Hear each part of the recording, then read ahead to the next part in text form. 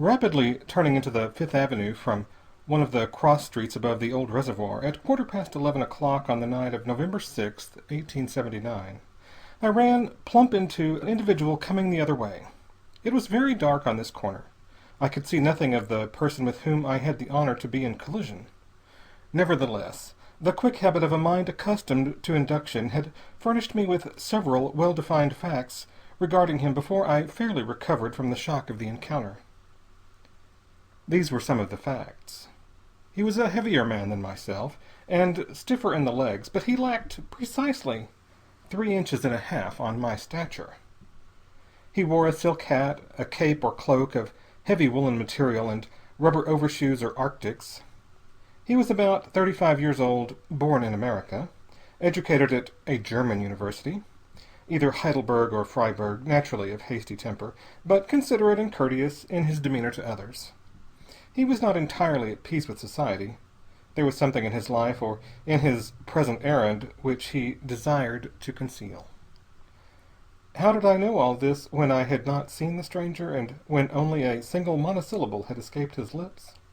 Well, I knew that he was stouter than myself and firmer on his foot, because it was I, not he, who recoiled. I knew that I was just 3.5 inches taller than he, for the tip of my nose was still tingling from its contact with the stiff, sharp brim of his hat. My hand, involuntarily raised, had come under the edge of his cape.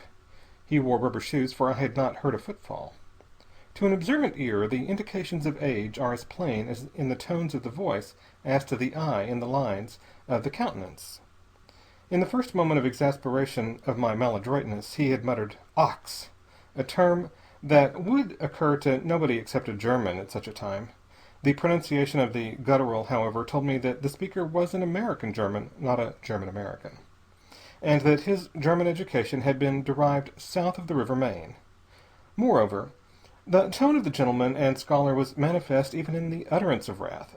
That the gentleman was in no particular hurry, but for some reason anxious to remain unknown, was a conclusion drawn from the fact that, after listening in silence to my polite apology, he stooped to recover and restore to me my umbrella, and then passed on as noiselessly as he had approached.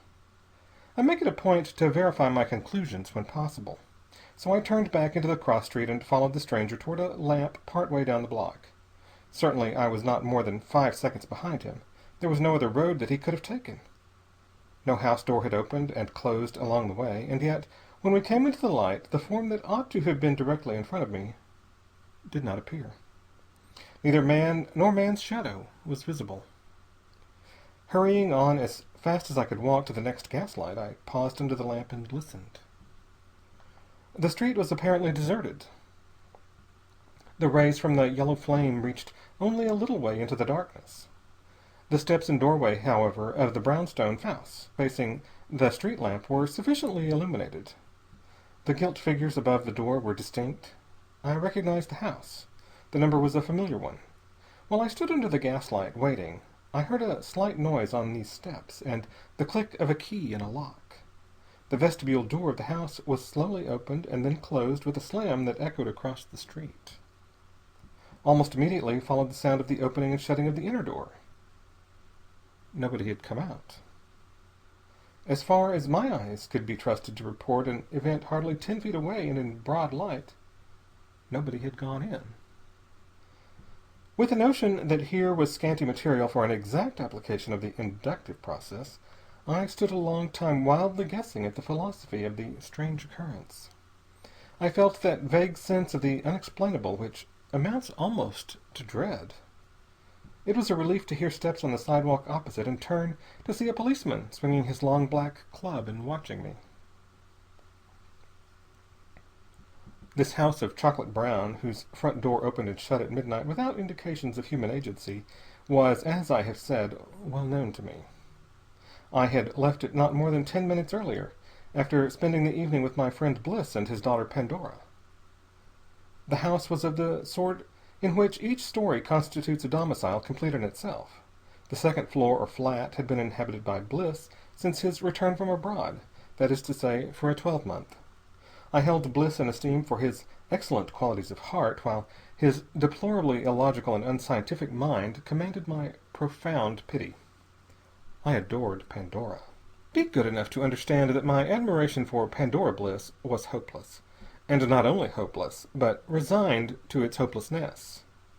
In our circle of acquaintance, there was a tacit covenant that the young lady's peculiar position as a flirt wedded to a memory should be at all times respected.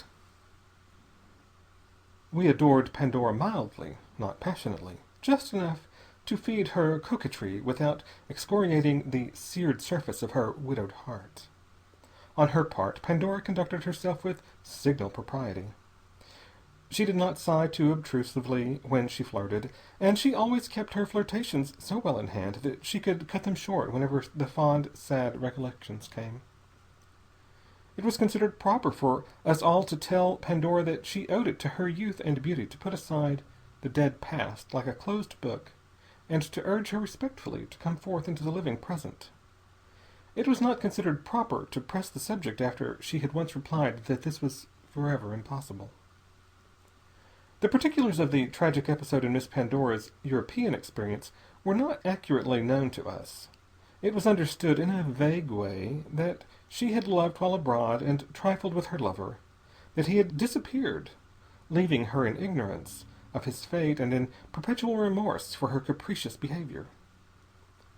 From Bliss I had gathered a few sporadic facts, not coherent enough to form a history of the case. There was no reason to believe that Pandora's lover had committed suicide. His name was Flack. He was a scientific man. In Bliss's opinion, he was a fool. In Bliss's opinion, Pandora was a fool to pine on his account. In Bliss's opinion, all scientific men were more or less fools. That year I ate Thanksgiving dinner with the Blisses. In the evening I sought to astonish the company by reciting the mysterious events of the night of my collision with the stranger. The story failed to produce the expected sensation. 2 or 3 odious people exchanged glances. Pandora, who was unusually pensive, listened with seeming indifference. Her father, in his stupid inability to grasp anything outside the commonplace, laughed outright, and even went so far as to question my trustworthiness as an observer of phenomena. Somewhat nettled, and perhaps a little shaken in my own faith in the marvel, I made an excuse to withdraw early. Pandora accompanied me to the threshold. "Your story," said she, "interested me strangely. I, too, could report occurrences in and about this house, which would surprise you. I believe I am not wholly in the dark. The sorrowful past casts a glimmer of light, but let us not be hasty. For my sake, probe the matter to the bottom." The young woman sighed as she bade me good night. I thought I heard a second sigh, in a deeper tone than hers, and too distinct to be a reverberation. I began to go downstairs. Before I had descended 6 steps, I felt a man's hand laid rather heavily upon my shoulder from behind. My first idea was that Bliss had followed me into the hall to apologize for his rudeness. I turned around to meet his friendly overture. Nobody was in sight. Again the hand touched my arm. I shuddered in spite of my philosophy. This time the hand gently pulled at my coat sleeve as if to invite me upstairs. I ascended a step or two, and the pressure on my arm was relaxed. I paused, and the silent invitation was repeated with an urgency that left no doubt as to what was wanted. We mounted the stairs together, the presence leading the way, I following. What an extraordinary journey it was! The halls were bright with gaslight. By the testimony of my eyes, there was no one but myself upon the stairway. Closing my eyes, the illusion, if illusion it could be called, was perfect. I could hear the creaking of the stairs ahead of me, the soft but distinctly audible footfalls synchronous with my own, even the regular breathing of my companion and guide. Extending my arm, I could touch and finger the skirt of his garment, a heavy woolen cloak lined with silk. Suddenly I opened my eyes. They told me again that I was absolutely alone. This problem then presented itself to mind. How to determine whether vision was playing me false, while the senses of hearing and feeling correctly informed me, or whether my ears and touch lied while my eyes reported the truth. Who shall be arbiter when the senses contradict each other? The reasoning faculty? Reason was inclined to recognize the presence of an intelligent being, whose existence was flatly denied by the most trusted of the senses. We reached the topmost floor of the house. The door leading out of the public hall opened for me, apparently of its own accord. A curtain within seemed to draw itself aside, and hold itself aside long enough to give me ingress to an apartment wherein every appointment spoke of good taste and scholarly habits. A wood fire was burning in the chimney place. The walls were covered with books and pictures. The lounging chairs were capacious and inviting. There was nothing in the room uncanny, nothing weird, nothing different from the furniture of everyday flesh and blood existence. By the time I had cleared my mind of the last lingering suspicion of the supernatural, these phenomena were perhaps not inexplicable. All that I lacked was the key. The behavior of my unseen host argued his amicable disposition. I was able to watch with perfect calmness a series of manifestations of independent energy on the part of inanimate objects. In the first place, a great Turkish easy-chair wheeled itself out of a corner of the room and approached the hearth. Then a square-backed Queen Anne chair started from another corner, advancing until it was planted directly opposite the first. A little tripod table lifted itself a few inches above the floor and took a position between the two chairs.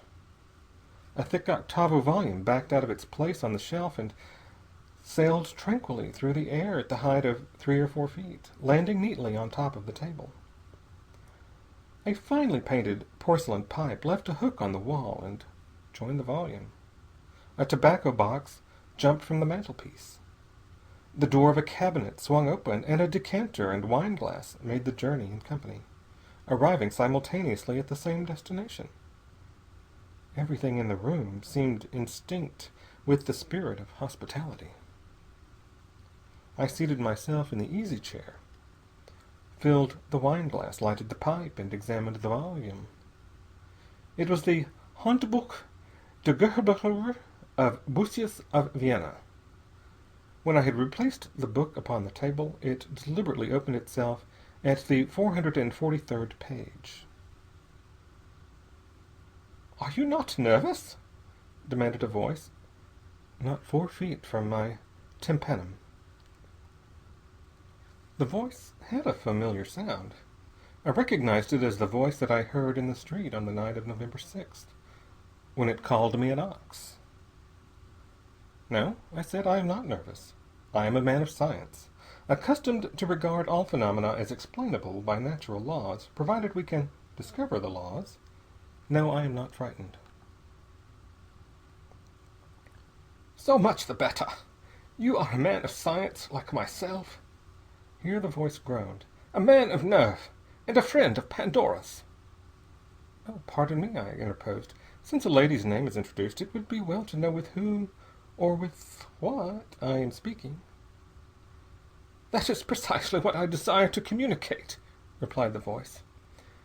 "Before I asked you to render me a great service, my name is, or was, Stephen Black.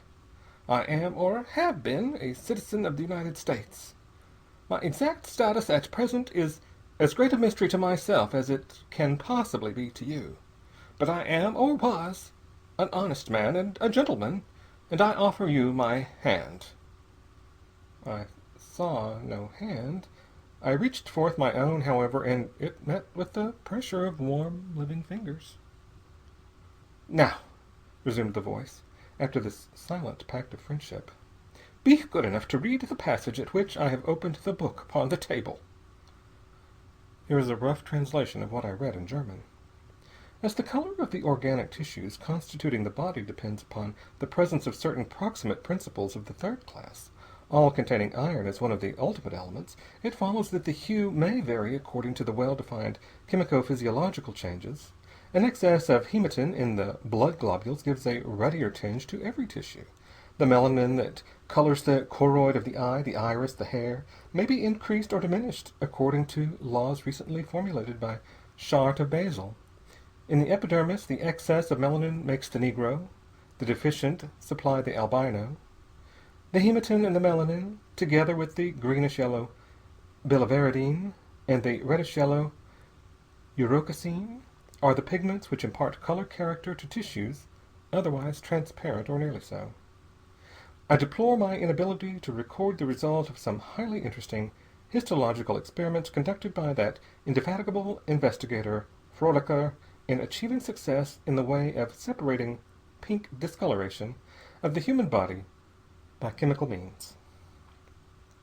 "For 5 years," continued my unseen companion when I had finished reading, "I was Frolicker's student and laboratory assistant at Freiburg. Busius only half guessed at the importance of our experiments.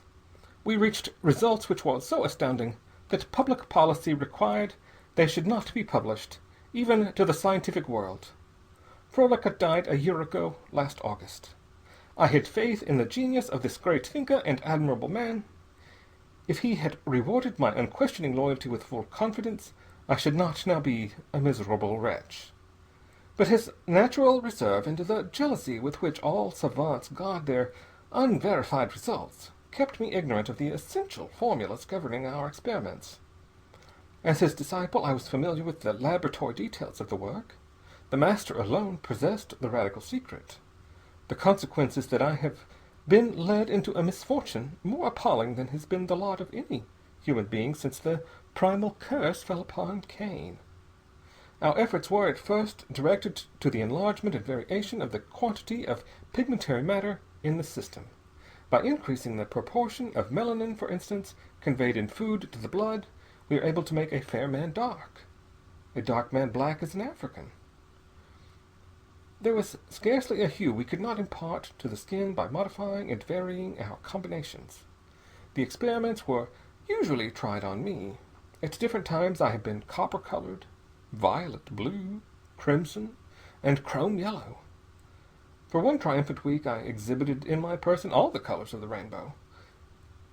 There still remains a witness to the interesting character of our work during this period." The voice paused, and in a few seconds a handbell upon the mantel was sounded. Presently an old man with a close-fitting skull-cap shuffled into the room. "Caspar," said the voice in German, "show the gentleman your hair." Without manifesting any surprise, and as if perfectly accustomed to receive commands addressed to him out of vacancy, the old domestic bowed and removed his cap. The scanty locks thus discovered were of a lustrous emerald green. I expressed my astonishment. "The gentleman finds your hair very beautiful," said the voice, again in German. "That is all, Caspar." Replacing his cap, the domestic withdrew with a look of gratified vanity on his face. "Old Caspar was Frolicker's servant, and is now mine. He was the subject of one of our first applications of the process. The worthy man was so pleased with the result that he would never permit us to restore his hair to its original red. He is a faithful soul, and my only intermediary and representative in the visible world. Now," continued Black, "to the story of my undoing. The great histologist with whom it was my privilege to be associated next turned his attention to another and still more interesting branch of the investigation. Hitherto he had sought merely to increase or to modify the pigments in the tissues. He now began a series of experiments as to the possibility of eliminating those pigments altogether from the system by absorption, exudation, and the use of chlorides and other chemical agents acting on organic matter. He was only too successful. Again, I was the subject of experiments which Frolicker supervised, imparting to me only so much as the secret of this process as was unavoidable. For weeks at a time I remained in his private laboratory, seeing no one and seen by no one excepting the professor and the trustworthy Caspar. Herr Frolicker proceeded with caution, closely watching the effect of each new test and advancing by degrees. He never went so far in one experiment that he was unable to withdraw at discretion. He always kept open an easy road for retreat. For that reason I felt myself perfectly safe in his hands and submitted to whatever he required. Under the action of the etiolating drugs which the professor administered in connection with powerful detergents, I became at first pale, white, colorless as an albino, but without suffering in general health. My hair and beard looked like spun glass, and my skin like marble. The professor was satisfied with the results, and went no further at this time. He restored me to my normal color. In the next experiment, and in those succeeding, he allowed his chemical agents to take firmer hold upon the tissues of my body. I became not only white, like a bleached man, but slightly translucent, like a porcelain figure.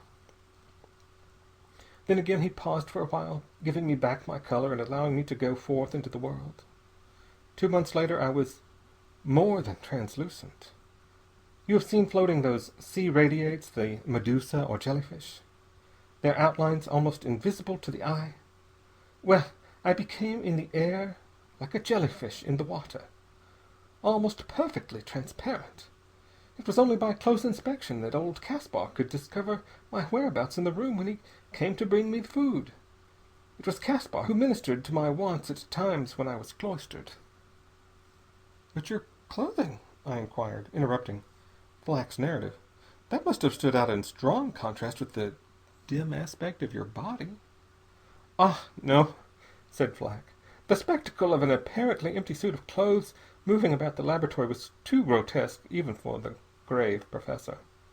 For the protection of his gravity, he was obliged to devise a way to apply his process to dead organic matter, such as the wool of my cloak, the cotton of my shirts, and the leather of my shoes.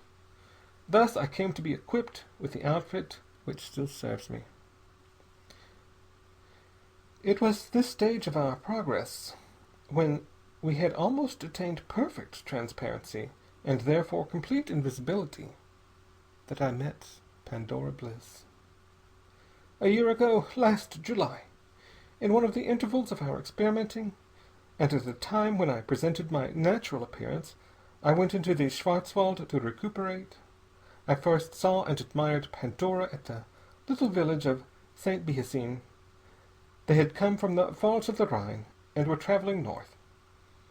I turned around and traveled north. At the Stern Inn I loved Pandora. At the summit of the Feldberg I madly worshipped her. In the Holland Pass I was ready to sacrifice my life for a gracious word from her lips. On Hornisgrund I besought her permission to throw myself from the top of the mountain into the gloomy waters of the Mummelsee, in order to prove my devotion. You know Pandora. Since you know her, there is no need to apologize for the rapid growth of my infatuation. She flirted with me, laughed with me, drove with me, walked with me through byways in the green woods, climbed with me up acclivities so steep that climbing together was one delicious, prolonged embrace, talked science with me, and sentiment, listened to my hopes and enthusiasm, snubbed me, froze me, maddened me, all at her sweet will, and all while her matter-of-fact papa dozed in the coffee rooms of the inns over the financial columns of the latest New York papers. But whether she loved me, I know not to this day. When Pandora's father learned what my pursuits were and what my prospects, he brought our little idyll to an abrupt termination. I think he classified me somewhere between the professional jugglers and the quack doctors. In vain I explained to him that I should become famous and probably rich. "When you are famous and rich," he remarked with a grin, "I shall be pleased to meet you at my office in Broad Street." He carried Pandora off to Paris, and I returned to Freiburg. A few weeks later, one bright afternoon in August, I stood in Frolica's laboratory, unseen by 4 persons who were almost within the radius of my arm's length. Caspar was behind me, washing some test tubes. Frolica, with a proud smile upon his face, was gazing intently at the place where he knew I ought to be. 2 brother professors, summoned on some pretext, were unconsciously almost jostling me with their elbows as they discussed I know not what trivial question. They could have heard my heartbeat. "By the way, Herr Professor," one asked as he was about to depart, "has your assistant, Herr Flack, returned from his vacation?" This test was perfect. As soon as we were alone, Professor Frolica grasped my invisible hand as you have grasped it tonight. He was in high spirits. "My dear fellow," he said, "tomorrow crowns our work. You shall appear, or rather not appear, before the assembled faculty of the university. I have telegraphed invitations to Heidelberg, to Bonn, to Berlin. Schroeter, Haeckel, Steinmetz, Lavallo will be here. Our triumph will be in presence of the most eminent physicists of the age. I shall then disclose the secrets of our process which I have hitherto withheld even from you, my co-laborer and trusted friend. But you shall share the glory. What is this I hear about the forest bird that has flown? My boy, you shall be restocked with pigment and go to Paris to seek her with fame in your hands and the blessings of science on your head." The next morning, the 19th of August, before I had risen from my cot bed, Caspar hastily entered the laboratory. Herr Flack, he gasped. "The Herr Doctor Professor is dead of apoplexy." The narrative had come to an end. I sat a long time thinking, what could I do? What could I say? In what shape could I offer consolation to this unhappy man? Flack the Invisible was sobbing bitterly. He was the first to speak. "It is hard, hard, hard. For no crime in the eyes of man, for no sin in the sight of God, I have been condemned to a fate 10,000 times worse than hell. I must walk the earth a man, living, seeing, loving, like other men, while between me and all that makes life worth having there is a barrier fixed forever. Even ghosts have shapes. My life is living death, my existence oblivion. No friend can look me in the face. Were I to clasp to my breast the woman I love, it would only be to inspire terror inexpressible. I see her almost every day. I brush against her skirts, and I pass her on the stairs. Did she love me? Does she love me? Would not that knowledge make the curse still more cruel? Yet it was to learn the truth that I brought you here. Then I made the greatest mistake of my life. "Cheer up," I said. "Pandora has always loved you." By the sudden overturning of the table, I knew with what vehemence Flack sprang to his feet. His two hands had my shoulders in a fierce grip. "Yes," I continued, "Pandora has been faithful to your memory. There is no reason to despair. The secret of Frolica's process died with him. But why should it not be rediscovered by experiment and induction ab initio, with the aid which you can render? Have courage and hope. She loves you. In 5 minutes you shall hear it from her own lips." No wail of pain that I ever heard was half so pathetic as his wild cry of joy. I hurried downstairs and summoned Miss Bliss into the hall. In a few words I explained the situation. To my surprise, she neither fainted nor went into hysterics.